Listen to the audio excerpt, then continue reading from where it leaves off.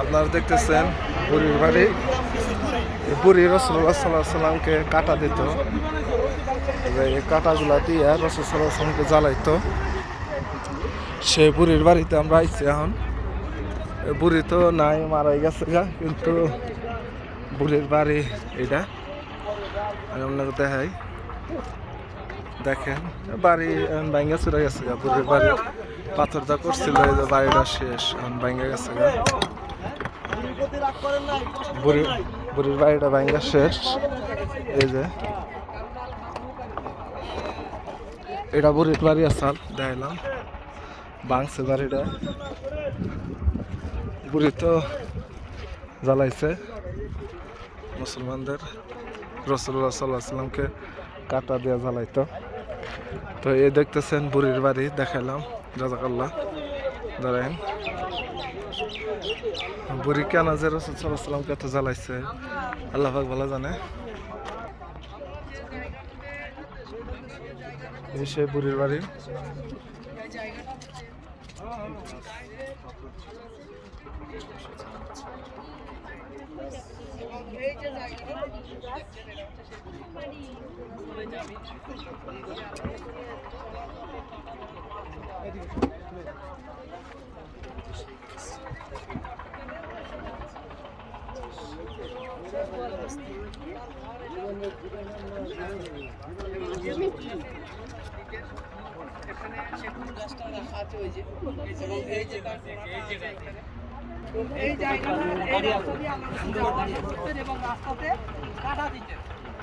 এই যে কাটা গাছটা গোড়া রয়েছে, কাটা গাছের গোড়া রয়েছে এখনো।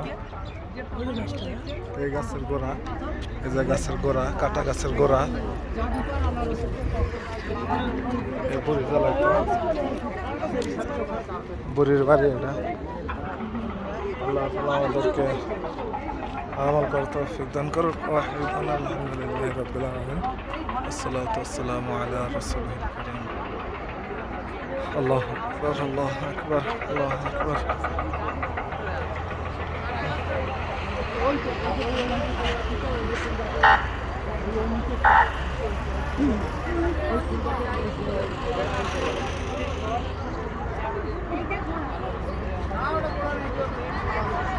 এদিকে যাইতেন, হ্যাঁ এদিক দিয়ে আসতেন।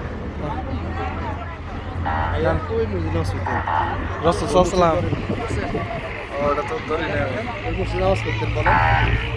রাসূলুল্লাহ সাল্লাল্লাহু আলাইহি সাল্লাম এদিক দিয়ে এদিক দিয়ে এখানে নামাজ পড়তো রাসূলুল্লাহ সাল্লাল্লাহু আলাইহি সাল্লাম। তো এই যে মসজিদটা আমি দেখাই জুম করে। আর মসজিদ আসার সময় বুড়ি কাটা দিত আর কি, কাটা দিত।